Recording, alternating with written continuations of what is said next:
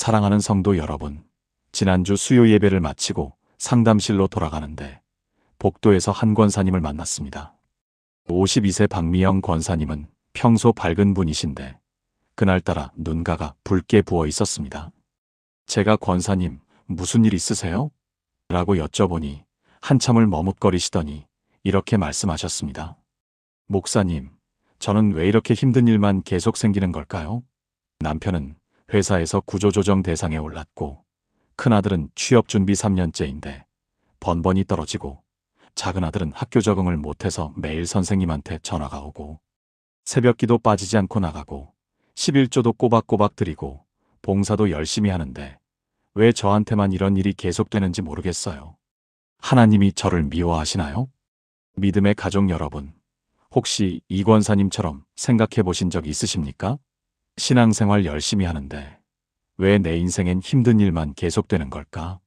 다른 사람들은 별로 교회도 안 나오는 것 같은데 잘 사는 것 같고 나는 새벽 기도까지 나가면서 이렇게 사는데 왜 이렇게 힘들까? 혹시 내가 뭔가 잘못한 걸까? 하나님이 나를 외면하시는 걸까? 저는 그 권사님께 이렇게 말씀드렸습니다. 권사님, 지금 겪고 계신 그 모든 일들이 결코 우연이 아닙니다. 그리고 하나님이 권사님을 미워하셔서 일어나는 일은 더더욱 아닙니다. 오히려 그 반대입니다. 하나님께서 권사님을 너무나 사랑하시기 때문에 지금 특별한 과정을 거치게 하시는 겁니다. 사랑하는 성도 여러분, 오늘 이 시간 제가 여러분께 꼭 전하고 싶은 메시지가 있습니다. 지금 여러분이 겪고 있는 그 힘든 상황, 그 고통스러운 시간, 그 이해할 수 없는 어려움들이 결코 의미 없는 것이 아니라는 사실입니다. 그것은 하나님께서 여러분을 위해 특별히 예비하신 축복의 통로입니다. 성경은 분명히 말씀합니다. 무릇 징계가 당시에는 즐거워 보이지 않고 슬퍼 보이나 후에 그로 말미암아 연단받은 자들은 의와 평강의 열매를 맺느니라. 히브리서 12장 11절 말씀입니다. 지금은 고통스럽고 이해할 수 없지만 하나님은 그 과정을 통해 우리에게 놀라운 축복을 예비하고 계신다는 뜻입니다. 오늘 저는 여러분과 함께 하나님께서 고난과 어려움 속에 숨겨두신 7가지 축복의 신호를 나누고자 합니다. 이 메시지를 듣고 나면 여러분은 지금 겪고 있는 그 힘든 상황을 전혀 다른 눈으로 보게 되실 겁니다. 그리고 하나님이 지금 나를 이렇게 특별하게 준비시키고 계셨구나라는 깨달음을 얻게 되실 것입니다.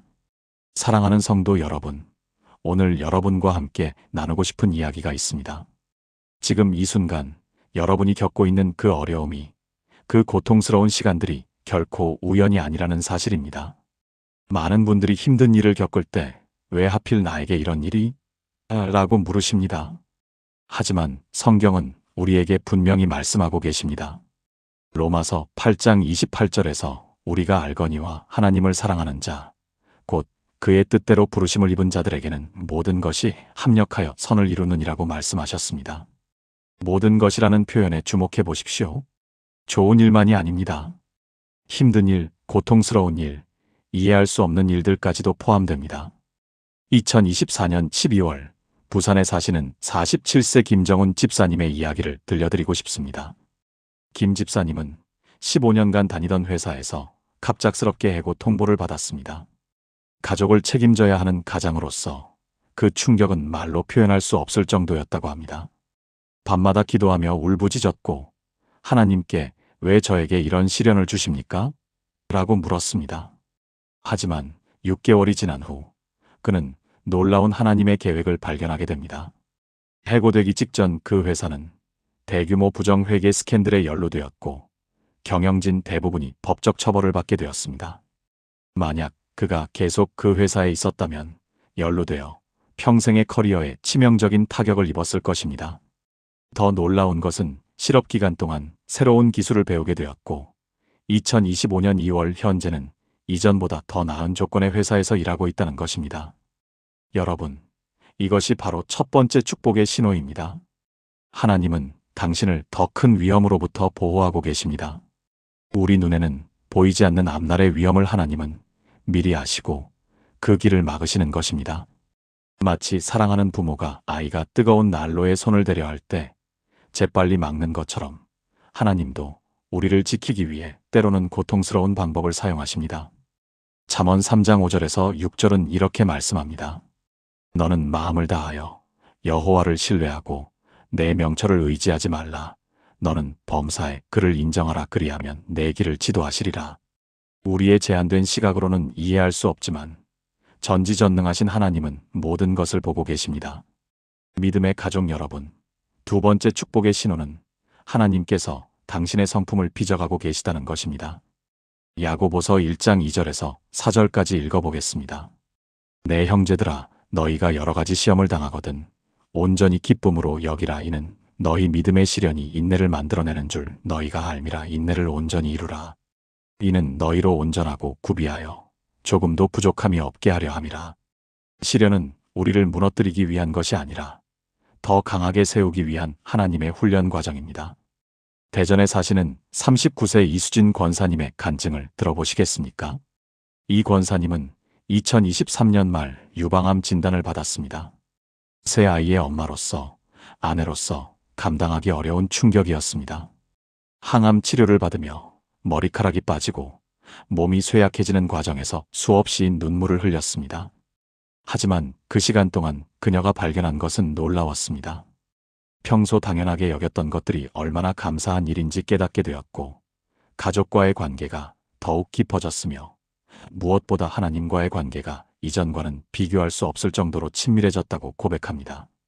2025년 1월 현재 완치 판정을 받은 이 권사님은 만약 그 질병이 없었다면 저는 여전히 영접으로 잠들어 있었을 것이라고 말씀하십니다.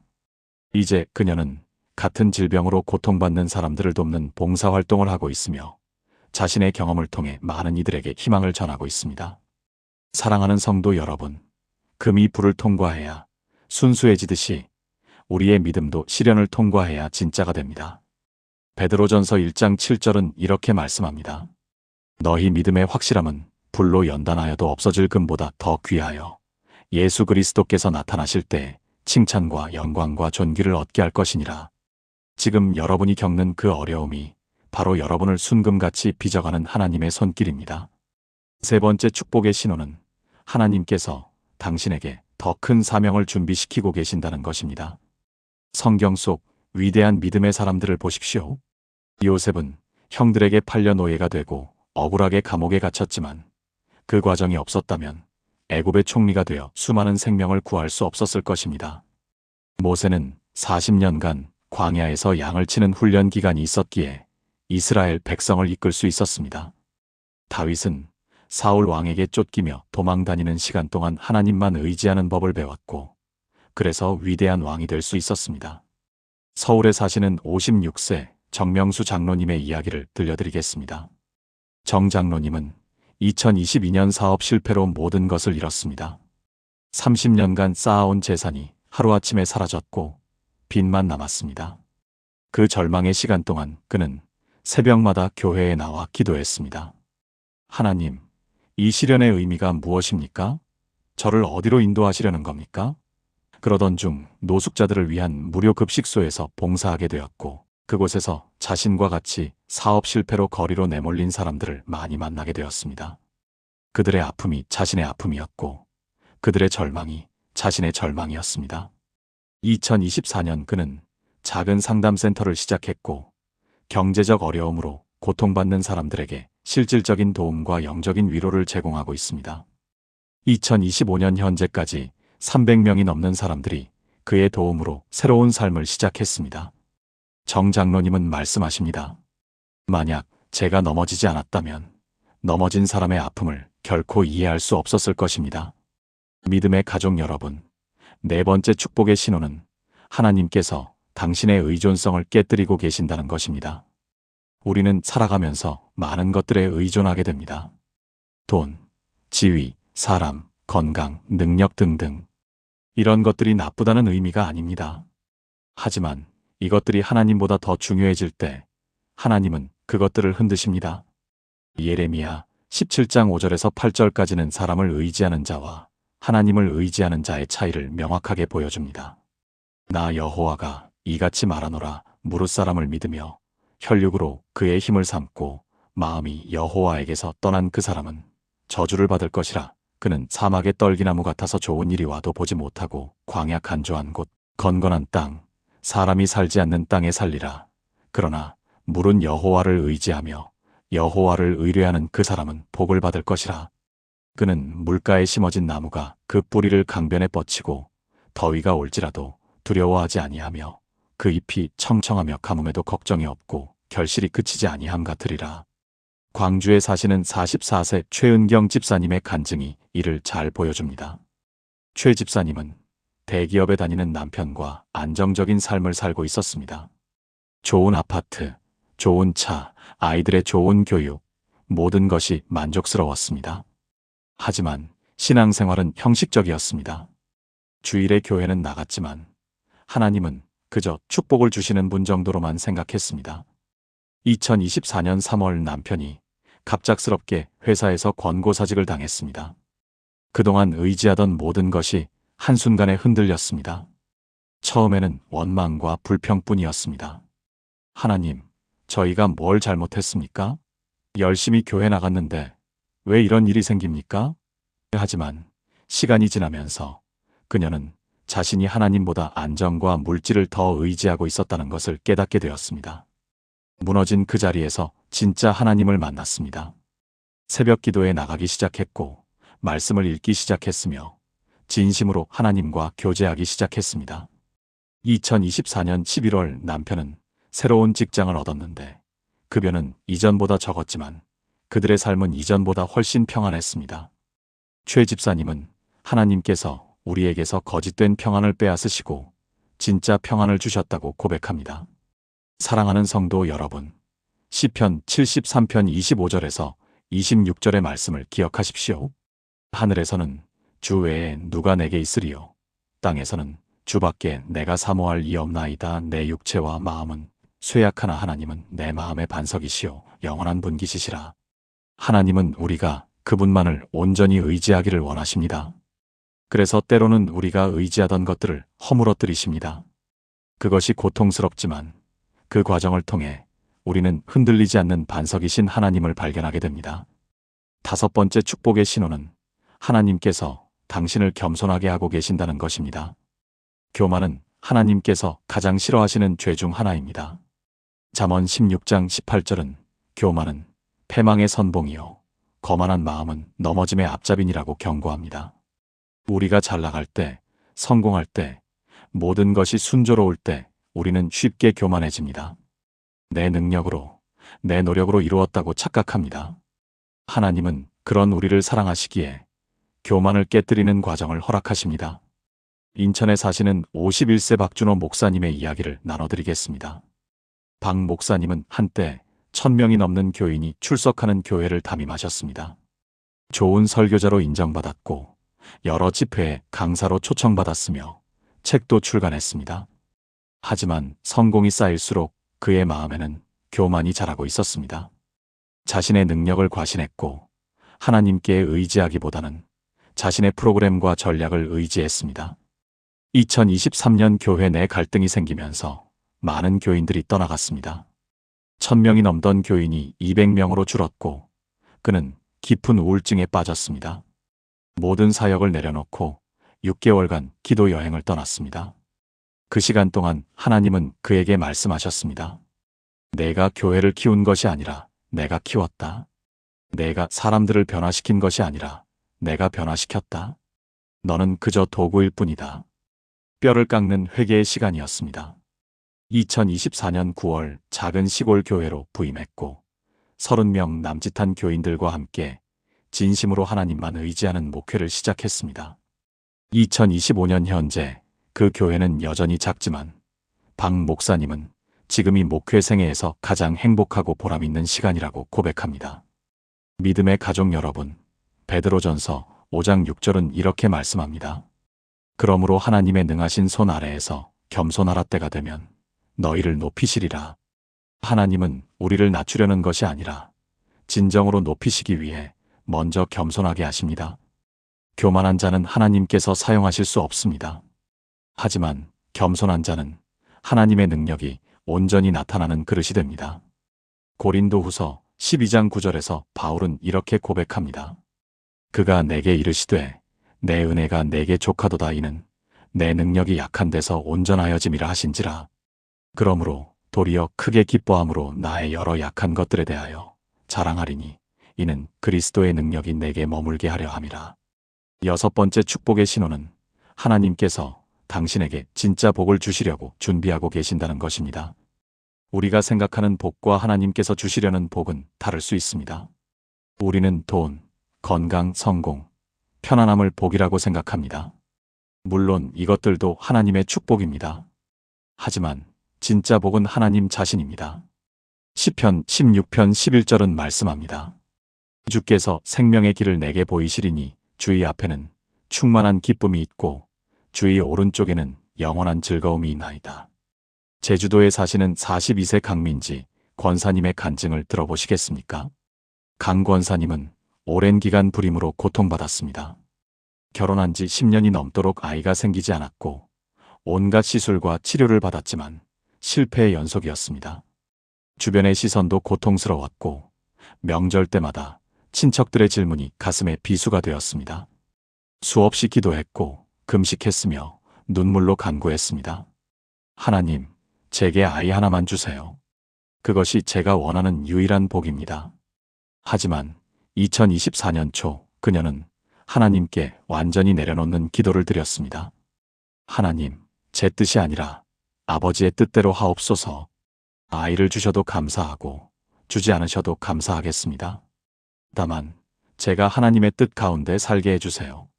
놀랍게도 그 기도 후 그녀의 마음에 평안이 찾아왔습니다. 그리고 지역 고아원에서 봉사를 시작하게 되었고 그곳에서 부모 없이 자라는 아이들을 돌보게 되었습니다. 2024년 7월 남편과 상의 끝에 그들은 8살 여자아이를 입양하기로 결정했습니다. 피로 연결되지 않았지만 사랑으로 연결된 진짜 가족이 되었습니다. 사랑하는 성도 여러분, 강 권사님은 말씀하십니다.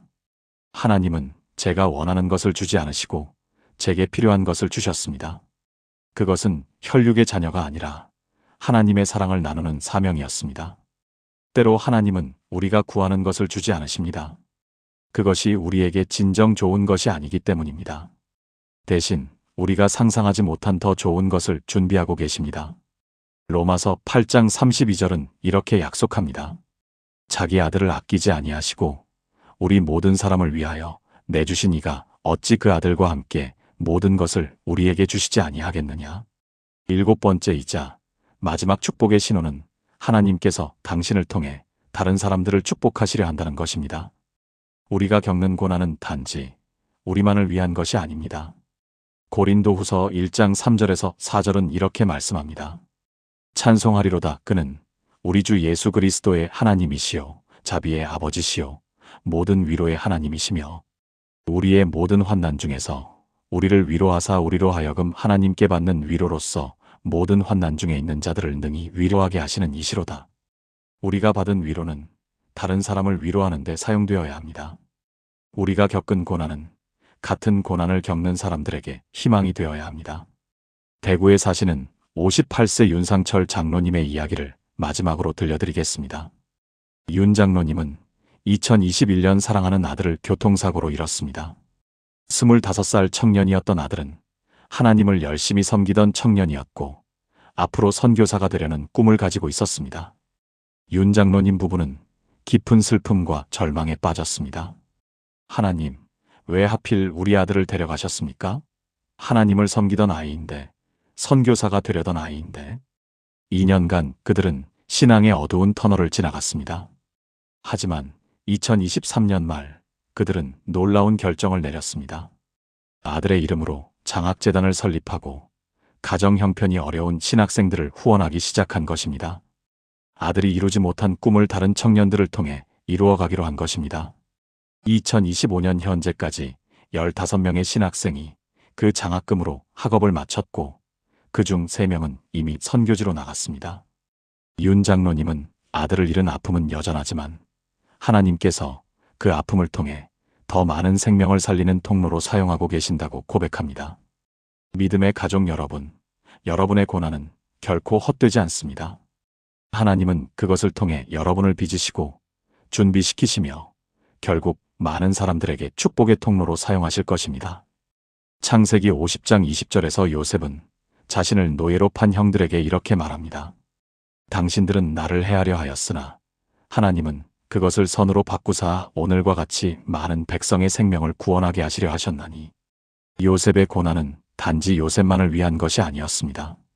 그의 가족을, 애굽을, 수많은 생명을 구원하기 위한 하나님의 계획이었습니다. 사랑하는 성도 여러분, 지금 여러분이 겪고 있는 그 어려움을 다시 한번 바라보십시오. 그것은 절대 우연이 아닙니다. 하나님께서 숨겨놓으신 축복의 신호입니다. 첫째, 당신을 더 큰 위험으로부터 보호하시는 신호입니다. 둘째, 당신의 성품을 빚어가시는 신호입니다. 셋째, 더 큰 사명을 준비시키시는 신호입니다. 넷째, 거짓된 의존성을 깨뜨리시는 신호입니다. 다섯째, 당신의 겸손함을 아십니다. 믿음의 가족 여러분, 다섯 번째 축복의 신호는 하나님께서 당신의 인내를 연단하고 계신다는 것입니다. 우리는 빠른 것을 좋아하는 시대에 살고 있습니다. 인스턴트 커피, 빠른 배송, 즉각적인 답장. 그런데 하나님의 시간은 우리의 시간과 다릅니다. 야고보서 1장 2절에서 4절은 이렇게 말씀합니다. 내 형제들아, 너희가 여러 가지 시험을 당하거든 온전히 기쁘게 여기라. 이는 너희 믿음의 시련이 인내를 만들어내는 줄 너희가 알미라. 인내를 온전히 이루라. 이는 너희로 온전하고 구비하여 조금도 부족함이 없게 하려 함이라. 제가 섬기는 교회에 45세 김정훈 집사님이 계십니다. 2019년부터 사업을 시작하셨는데 처음 3년은 매달 적자였습니다. 아내는 불안해했고 부모님은 안정적인 직장으로 돌아가라고 권하셨습니다. 하지만 김 집사님은 새벽 기도를 놓치지 않으셨습니다. 하나님, 제 계획이 아니라 하나님의 뜻이라면 때를 기다리겠습니다라고 기도하셨습니다. 2022년 말 갑자기 큰 계약이 들어왔습니다. 그리고 2023년부터는 매출이 10배 이상 늘었습니다. 김 집사님은 말씀하십니다. 그 3년의 기다림이 없었다면 지금의 축복을 감당할 수 없었을 것입니다. 하나님은 축복을 주시기 전에 그릇을 먼저 준비시키십니다. 우리는 기다림을 낭비라고 생각합니다. 하지만 성경 속 위대한 믿음의 사람들은 모두 기다림의 시간을 거쳤습니다. 요셉은 13년을 기다렸습니다. 노예로 죄수로 지내는 동안 하나님은 그를 애굽의 총리로 준비시키셨습니다. 모세는 광야에서 40년을 기다렸습니다. 왕궁의 교만함이 제거되고 하나님의 겸손한 종으로 변화되는 시간이었습니다. 다윗은 사울에게 쫓기며 도망다니는 세월을 보냈습니다. 그 시간 동안 시편의 절반 이상이 쓰여졌고 목자의 마음을 가진 왕으로 준비되었습니다. 지금 당신이 기다리는 것이 무엇입니까? 결혼입니까? 자녀입니까? 승진입니까? 치유입니까? 그 기다림의 시간이 결코 헛되지 않습니다. 하나님은 그 시간 동안 당신의 성품을 빚으시고 믿음을 깊게 하시고 축복을 감당할 능력을 키우고 계십니다. 시편 27편 14절은 이렇게 선포합니다. 여호와를 기다릴지어다 강하고 담대하며 여호와를 기다릴지어다. 인천에 사시는 38세 이수진 권사님은 7년 동안 불임으로 고통받으셨습니다. 매달 생리가 시작될 때마다 화장실에서 울었고 명절 때마다 친척들의 아직도 소식 없어? 라는 말에 상처받으셨습니다. 2024년 초 의사는 자연 임신이 거의 불가능하다고 했습니다. 하지만 이 권사님은 기도를 멈추지 않으셨습니다. 하나님, 제 뜻대로 마시옵고 아버지의 뜻대로 하옵소서라고 기도 제목을 바꾸셨습니다. 그리고 2024년 가을 기적적으로 임신하셨고 지금 건강한 태아를 품고 계십니다. 이 권사님은 간증하십니다. 그 7년이 없었다면 저는 이 아이를 제 소유로 여겼을 것입니다. 하지만 이제 저는 이 아이가 하나님께서 맡기신 생명이라는 것을 압니다. 기다림은 하나님께서 우리에게 주시는 가장 큰 선물 중 하나입니다. 그 시간 동안 우리의 욕심은 제거되고 하나님의 뜻을 구하는 마음이 자랍니다.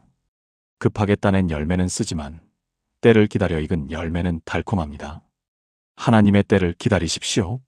그분은 결코 늦지 않으시며 한 번도 약속을 어기신 적이 없으십니다. 사랑하는 성도 여러분, 6번째 축복의 신호는 하나님께서 당신의 시야를 넓히고 계신다는 것입니다. 우리는 대부분 우리 눈앞의 것만 봅니다. 오늘의 문제, 이번 달 월급, 당장의 아픔. 하지만 하나님은 영혼의 관점에서 우리 인생을 보십니다. 고린도후서 4장 17절에서 18절은 이렇게 말씀합니다. 우리가 잠시 받는 환난에 경한 것이 지극히 크고 영원한 영광에 중한 것을 우리에게 이루게 함이니 우리가 주목하는 것은 보이는 것이 아니요 보이지 않는 것이니 보이는 것은 잠깐이요 보이지 않는 것은 영원함이라. 부산에 사시는 62세 최영수 장로님의 이야기를 들려드리겠습니다. 2020년 코로나가 시작되었을 때 최 장로님은 30년 운영하던 식당을 닫아야 했습니다. 평생의 노력이 하루아침에 무너진 것 같았습니다. 많은 사람들이 은퇴하시라고 권했습니다. 하지만 최 장로님은 기도 중에 하나님의 음성을 들으셨습니다. 더 큰 것을 보여주마. 그분은 식당을 정리한 돈으로 2021년 독거노인 도시락 배달 사회적 기업을 시작하셨습니다. 처음에는 하루 20개도 안 되는 도시락으로 시작했지만 2024년 현재는 하루 300개 이상의 도시락을 배달하며 15명의 직원을 고용하고 있습니다.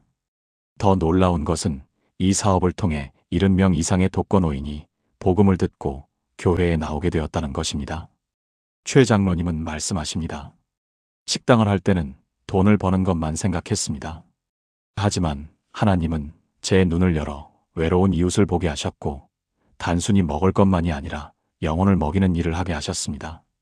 식당 문을 닫은 것이 가장 큰 축복이었습니다.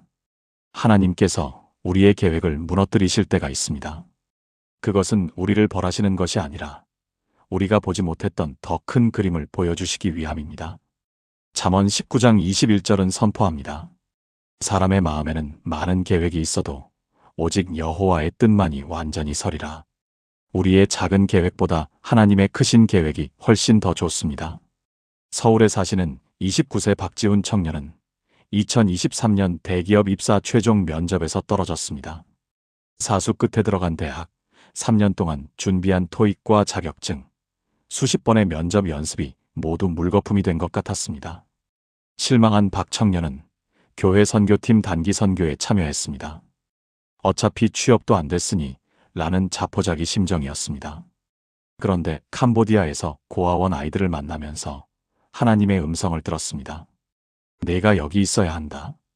박 청년은 2024년 초 장기 선교사로 헌신했고 현재 캄보디아에서 고아원 교육 사역을 하고 있습니다. 그는 말합니다. 대기업 월급보다 한 아이의 눈물을 닦아주는 것이 더 큰 기쁨입니다.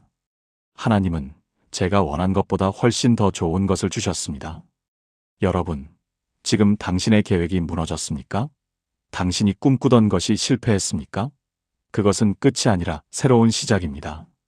하나님은 당신의 좁은 시야를 넓히시고 당신이 상상하지 못했던 더 큰 축복으로 인도하고 계십니다. 이사야 55장 8절에서 9절이 약속하십니다. 이는 내 생각이 너희의 생각과 다르며 내 길은 너희의 길과 다름이니라. 여호와의 말씀이니라. 이는 하늘이 땅보다 높음같이 내 길은 너희의 길보다 높으며 내 생각은 너희의 생각보다 높음이니라. 당신의 작은 꿈을 내려놓으십시오. 하나님은 당신에게 하늘만큼 높은 꿈을 주시기 원하십니다. 믿음의 가족 여러분, 7번째이자 마지막 축복의 신호는 하나님께서 당신을 통해 다른 사람을 축복하려 하신다는 것입니다. 우리가 겪는 고난은 단지 우리만을 위한 것이 아닙니다. 고린도후서 1장 3절에서 4절은 이렇게 말씀합니다. 찬송하리로다. 그는 우리 주 예수 그리스도의 하나님이시요 자비의 아버지시요 모든 위로의 하나님이시며 우리의 모든 환난 중에서 우리를 위로하사 우리로 하여금 하나님께 받는 위로로서 모든 환난 중에 있는 자들을 능히 위로하게 하시는 이시로다. 광주에 사시는 47세 정밀한 권사님은 2019년 유방암 진단을 받으셨습니다. 수술, 항암, 방사선 치료를 거치며 머리카락이 다 빠지고 체중이 15kg이나 줄었습니다. 남편은 두려워했고 중학생 딸은 엄마를 볼 때마다 울었습니다. 가장 힘든 순간, 정 권사님은 병원 복도에서 같은 병으로 고통받는 환자들을 보았습니다. 그들 대부분은 믿을 곳이 없어 절망하고 있었습니다. 정 권사님은 그때 결심하셨습니다. 하나님, 저를 치유하시면 이 병원에서 복음을 전하겠습니다. 2020년 완치 판정을 받은 후 정 권사님은 매주 화요일 병원에서 암 환자 가족 상담 봉사를 시작하셨습니다. 2024년 현재까지 200명 이상의 환자와 가족을 만나 위로하고 기도해 주셨고, 그중 43명이 교회에 등록하여 세례를 받았습니다. 정 권사님은 말씀하십니다. 제 암은 저만을 위한 것이 아니었습니다. 하나님은 제 고통을 통해 더 많은 사람들을 위로하고 구원하기를 원하셨습니다. 이제 저는 암에 감사합니다. 그것이 없었다면 이 귀한 사역을 할 수 없었을 테니까요. 하나님은 우리의 상처를 치유하시되 그 흉터를 남기십니다. 그 흉터는 같은 아픔을 겪는 사람들에게 희망의 증거가 됩니다. 예수님도 부활하신 후 손과 옆구리에 못자국을 보여주셨습니다. 그것은 우리를 위해 고난받으셨다는 사랑의 증거였습니다. 당신의 고난도 마찬가지입니다. 그것은 언젠가 누군가에게 나도 그 길을 지나왔고 하나님이 나를 건지셨으니 너도 건진받을 것이다 라고 말할 수 있는 자격이 됩니다. 대구에 사시는 34세 오성호 집사님은 2022년 사업 실패로 3억 원의 빚을 지게 되었습니다. 친구들은 떠났고 채권자들의 전화에 시달렸습니다. 한때는 한강 다리를 서성이기도 했습니다. 하지만 새벽 기도회에서 만난 한 장로님의 위로와 기도가 그를 붙들었습니다. 오 집사님은 아르바이트 3개를 하며 빚을 갚기 시작했습니다. 2024년 말 마침내 모든 빚을 청산했습니다. 그리고 지금은 교회 청년부에서 경제적 어려움을 겪는 청년들을 위한 재정 상담과 멘토링을 하고 계십니다. 오 집사님은 말합니다. 제 실패가 누군가의 희망이 됩니다. 제가 겪은 그 어두운 터널을 지나는 청년들에게 끝이 있다, 빛이 있다고 말해줄 수 있어서 감사합니다. 사랑하는 성도 여러분, 당신이 지금 겪는 그 고난을 낭비하지 마십시오. 하나님은 그것을 통해 당신을 강하게 하실 뿐 아니라 당신을 통해 다른 사람을 강하게 하기를 원하십니다. 베드로전서 5장 10절은 약속합니다. 모든 은혜의 하나님 곧 그리스도 안에서 너희를 부르사 자기의 영원한 영광에 들어가게 하신 이가 잠깐 고난을 당한 너희를 친히 온전하게 하시며 굳건하게 하시며 강하게 하시며 털을 견고하게 하시리라. 당신의 고난은 끝이 아닙니다. 그것은 더 큰 사역의 시작입니다. 하나님은 당신을 부러뜨려 다시 만드시되 이전보다 더 아름답고 더 유용하게 만드십니다. 깨진 항아리에서 빛이 새어나오듯 당신의 상처를 통해 하나님의 영광이 드러날 것입니다. 이것이 7번째 축복의 신호입니다. 당신은 단순히 축복받는 사람이 아니라 축복의 통로가 될 사람입니다. 사랑하는 성도 여러분, 지금까지 우리는 하나님이 숨겨두신 6가지 축복의 신호를 함께 살펴보았습니다. 그런데 제가 오늘 여러분께 마지막으로 전하고 싶은 7번째 신호는 사실 가장 중요하면서도 가장 놓치기 쉬운 진리입니다. 그것은 바로 지금 이 순간 당신이 겪고 있는 모든 어려움이 하나님께서 당신을 향한 완전한 계획을 완성하시는 과정이라는 것입니다. 여러분, 우리는 종종 우리 삶을 단편적으로 봅니다. 오늘의 고통, 이번 주의 시련, 이달의 어려움만을 봅니다. 마치 거대한 테피스트리의 뒷면만 보는 것과 같습니다. 실타래가 엉켜있고 매듭이 있고 지저분해 보입니다.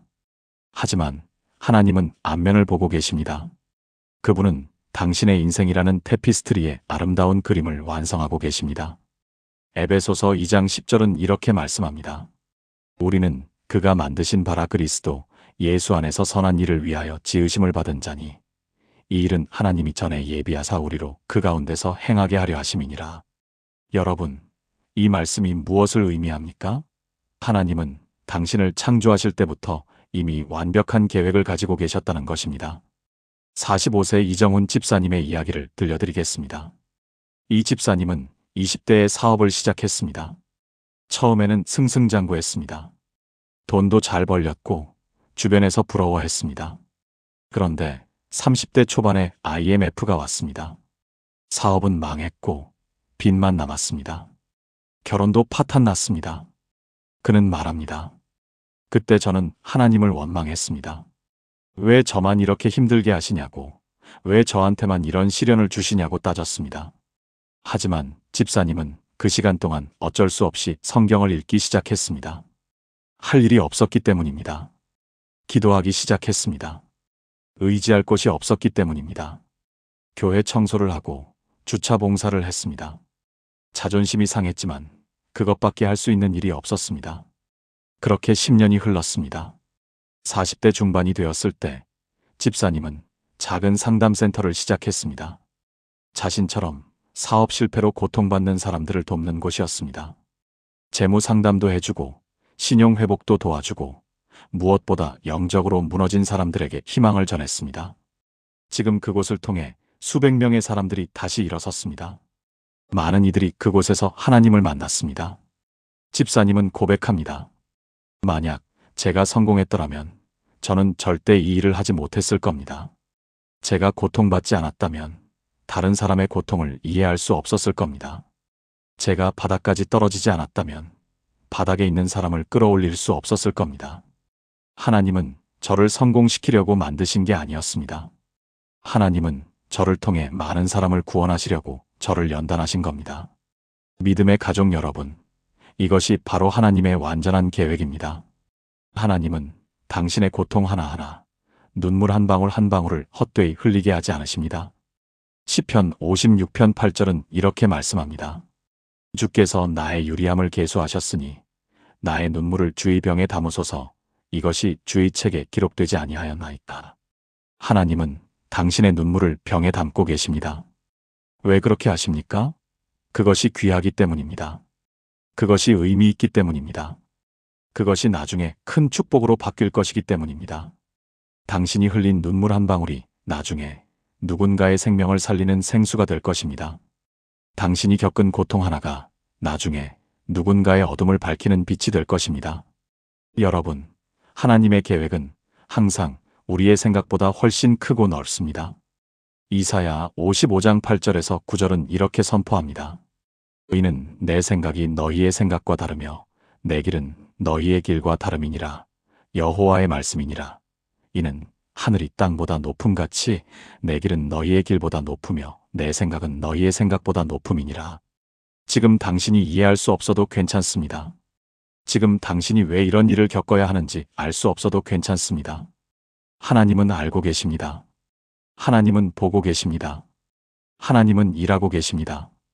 지금 이 순간에도 하나님은 당신의 삶에 가장 아름다운 그림을 그리고 계십니다. 58세 한명숙 권사님은 평생 건강하게 살았습니다. 그런데 55세에 갑자기 암 진단을 받았습니다. 수술하고 항암 치료받고 1년 넘게 투병했습니다. 그 과정이 너무 힘들었습니다. 하지만 권사님은 병원에서 같은 병으로 고생하는 환자들을 만났습니다. 그들에게 위로를 전했습니다. 복음을 나눴습니다. 함께 기도했습니다. 권사님은 말합니다. 병원 침대에서 저는 깨달았습니다. 하나님이 저를 이곳에 보내신 이유를요. 여기에는 죽음 앞에서 절망하는 사람들이 너무 많았습니다. 아무도 그들에게 희망을 전하지 않았습니다. 하나님은 저를 이곳에 선교사로 보내신 겁니다. 제가 건강했다면 저는 결코 이곳에 오지 않았을 겁니다. 제가 고통받지 않았다면 그들의 고통을 이해할 수 없었을 겁니다. 지금 권사님을 통해 12명이 세례를 받았습니다. 병원에서 믿음을 갖게 된 사람들입니다. 그들 중 몇몇은 이미 하늘나라로 갔습니다. 하지만 그들은 소망 가운데 떠났습니다. 예수님을 만나고 떠났습니다. 이것이 바로 하나님의 완전한 계획입니다. 사랑하는 성도 여러분, 로마서 8장 28절을 다시 한번 기억하십시오. 우리가 알거니와 하나님을 사랑하는 자, 곧 그의 뜻대로 부르심을 입은 자들에게는 모든 것이 합력하여 선을 이루느니라. 이 말씀이 말하는 것은 모든 일이 다 좋다는 것이 아닙니다. 나쁜 일도 있고 고통스러운 일도 있습니다. 하지만 하나님은 그 모든 것을 합력하여 선을 이루신다는 것입니다. 합력한다는 것은 함께 일한다는 뜻입니다. 여러분이 케이크를 만들 때를 생각해 보세요. 밀가루만 먹으면 맛이 없습니다. 계란만 먹어도 별로입니다. 베이킹소다는 쓰기까지 합니다. 하지만 이 모든 재료를 함께 섞어서 오븐에 넣으면 맛있는 케이크가 됩니다. 하나님은 당신의 인생에서 이렇게 하고 계십니다. 좋은 일도 나쁜 일도 기쁜 일도 슬픈 일도 모두 함께 섞어서 가장 아름다운 작품을 만들고 계십니다. 그렇다면 우리는 어떻게 해야 합니까? 첫째, 지금의 고통 속에서도 하나님을 신뢰해야 합니다. 잠언 3장 5절에서 6절은 이렇게 말씀합니다. 너는 마음을 다하여 여호와를 신뢰하고 내 명철을 의지하지 말라. 너는 범사에 그를 인정하라. 그리하면 내 길을 지도하시리라. 여러분의 이해를 의지하지 마십시오. 당신이 이해할 수 없어도 하나님은 일하고 계십니다. 당신이 볼 수 없어도 하나님은 길을 만들고 계십니다. 당신이 느낄 수 없어도 하나님은 함께 계십니다. 마음을 다해 하나님을 신뢰하십시오. 둘째, 과정 가운데서 순종해야 합니다. 우리는 결과를 보고 싶어 합니다. 빨리 답을 얻고 싶어 합니다. 하지만 하나님은 과정을 중요하게 여기십니다. 왜냐하면 과정 가운데서 우리가 변화되기 때문입니다. 요셉이 총리가 되는 것이 중요한 게 아니었습니다. 요셉이 노예와 죄수 생활을 통해 하나님의 사람으로 빚어진 것이 중요했습니다. 셋째, 하나님의 타이밍을 기다려야 합니다. 전도서 3장 11절은 말합니다. 하나님이 모든 것을 지으시되 때를 따라 아름답게 하셨고 하나님의 계획에는 완벽한 타이밍이 있습니다. 너무 빠르지도 너무 늦지도 않습니다. 당신이 생각하는 것보다 느릴 수 있습니다. 하지만 하나님의 때는 항상 정확합니다. 믿음의 가족 여러분, 오늘 저는 여러분께 선포합니다. 지금 당신이 겪고 있는 그 어려움은 결코 우연이 아닙니다. 그것은 하나님이 숨겨두신 축복의 신호입니다. 하나님은 지금 당신의 성품을 빚고 계십니다. 당신의 믿음을 키우고 계십니다. 당신의 의존성을 깨뜨리고 계십니다. 당신의 인내를 연단하고 계십니다. 당신의 시야를 넓히고 계십니다. 당신을 통해 다른 사람을 축복하려 하십니다. 그리고 무엇보다 당신을 향한 완전한 계획을 완성하고 계십니다. 빌립보서 1장 6절은 이렇게 약속합니다. 너희 안에서 착한 일을 시작하신 이가 그리스도 예수의 날까지 이루실 줄을 우리는 확신하노라. 하나님은 시작하신 일을 반드시 완성하십니다. 중간에 포기하지 않으십니다. 당신을 버리지 않으십니다. 끝까지 함께 하시며 당신을 통해 아름다운 일을 이루실 것입니다. 지금 이 순간 당신의 고통이 아무리 크더라도, 당신의 눈물이 아무리 많더라도, 당신의 절망이 아무리 깊더라도 기억하십시오. 하나님은 당신을 사랑하십니다. 하나님은 당신을 위한 계획을 가지고 계십니다. 그 계획은 선한 것입니다. 그 계획은 아름다운 것입니다. 그 계획은 반드시 이루어질 것입니다. 포기하지 마십시오. 절망하지 마십시오. 조금만 더 견디십시오. 새벽이 오고 있습니다. 축복이 다가오고 있습니다. 하나님의 완전한 계획이 당신의 삶에 드러날 날이 곧 올 것입니다. 사랑하는 하늘 아버지, 지금 이 시간 주님 앞에 무릎 꿇고 기도합니다. 주님, 우리가 겪는 고통이 결코 우연이 아님을 믿습니다. 지금 이 순간에도 주님께서 우리를 믿고 계심을 고백합니다. 때로는 너무 힘들어서 주님을 원망하고 왜 저만 이렇게 힘들게 하시냐고 따져 물을 때도 있었습니다. 하지만 이제 우리는 압니다. 주님께서 우리의 성품을 빚으시며 예수님을 닮은 사람으로 만들어가고 계심을. 하나님 아버지, 우리의 믿음이 너무 작고 연약합니다. 좋을 때만 주님을 찬양하고 힘들 때는 의심하고 흔들립니다. 하지만 주님은 이 연약한 믿음마저도 키워주심을 감사합니다. 광야의 시간을 통해 풀무불 같은 시련을 통해 우리의 믿음을 순금같이 정죄하심을 감사드립니다. 주님, 우리가 너무 많은 것에 의존하며 살았습니다. 돈에, 사람에, 능력에, 건강에 의존했습니다.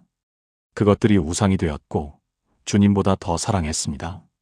하지만 주님은 그 의존성을 하나하나 깨뜨리시며 오직 주님만 의지하도록 만드셨습니다. 고통스러웠지만 이제는 그것이 축복이었음을 고백합니다.